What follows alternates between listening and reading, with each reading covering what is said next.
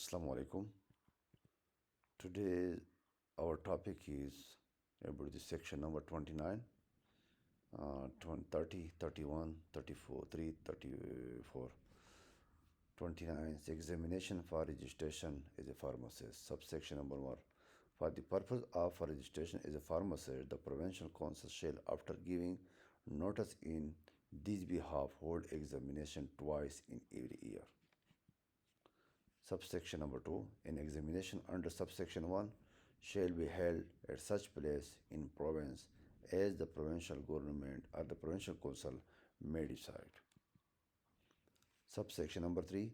Notice of an examination shall be published for a continuous period of not less than 1 week in at least one newspaper in English and one newspaper in the local language, each having wide circulation in the province. It is mandatory for the pharmacy council if uh, uh, the pharmacy council wants to conduct any examinations. Subsection number 4. Every application for admission to an examination shall be made in such manner as in such form as may be specified by the provincial council and shall be accompanied by subsection clause number 1. So A. Such fee as may be prescribed by the bylaws. B. Certificate of good moral character from a respectable person. And C. Such other papers are particular as may be required by the pharmacy council. Section number 30. Qualification for admission to an examination. An application for admission to an examination under section 29 clause A shall not be below 17 years of age on the date fixed for the examination. B. Must have passed the matriculation examination or an equivalent higher secondary or senior Cambridge examination with general science as one of the subject. And C. Must have been recognized as an apprentice in pharmacy for a period of not less than 2 years before the date fixed for the examination. Provided that Class C shall not apply during any period during which registration of apprentices in pharmacy remains discontinued under the provisions to subsection 1 of section 24 and the period of 2 years thereafter. Provided further that notwithstanding anything contained in this act, it shall not be necessary for any apprentice in pharmacy to attend any regular classes or to complete any number of days or lectures at any institution for the purpose of being qualified to be admitted to an examination under section 29. Subsection number 2. However, implies any pharmacist for the purpose of any business in pharmacy shall cause the certificate or registration of the pharmacist so imply to be displayed in conspicuous, conspicuous place within the premises in which business is carried on.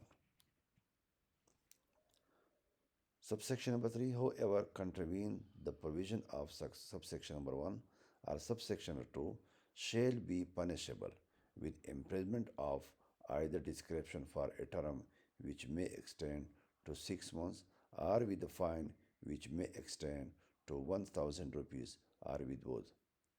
Subsection number 4, nothing in subsection 1 shall apply to Clause A, a registered medical practitioner as defined in Medical and Dental Council Ordinance 1962, or a person authorized to prescribe antibiotic and dangerous drugs under the allopathic system prevention of misuse Ordinance 1962, who dispense medicine to his own patient or servant and his own prescription. B. A person who deals in non-poisonous household remedies in original an unopened container at any store or place, or prepares non poisonous household remedies in accordance with the rules made under this Act 19, 19 under the Drug Act 1967. 76, sorry. C, a person who manufactures, sells, or distributes drug and medicines which fall exclusively under the Unani, Ayurvedic, biochemic, or homeopathic system of medicine. D, a person engaged as a health or veterinary technician in government hospitals or institution. E, a foreign pharmacist who is engaged with the approval of the Central Council for the purpose of consultation, advice, or instructions.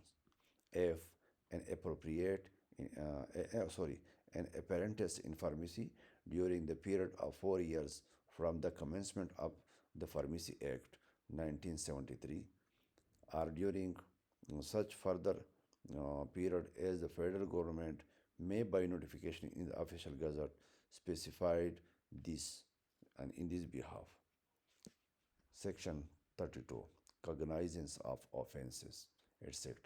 No court shall take cognizance of an offense under this act except upon a complaint in written made by an inspector appointed under the Drugs Act 1976 or an officer specially empowered in this behalf by the provincial government. Section 33, indemnity. No suit, prosecution, or other legal proceedings shall lie against any person for anything which is in good faith done or intended to be done under this act. Section number 34, powers to make bylaws. Subsection number 1, a council may with the previous approval in the case of the central council of the federal government and in the case of the provincial government of the provincial council of the provincial government make bylaw for carrying out the purpose of this act.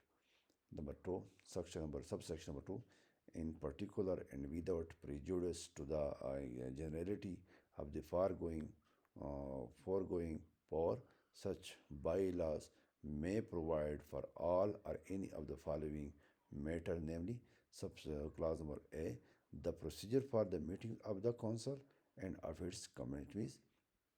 B, the management of the property of the council.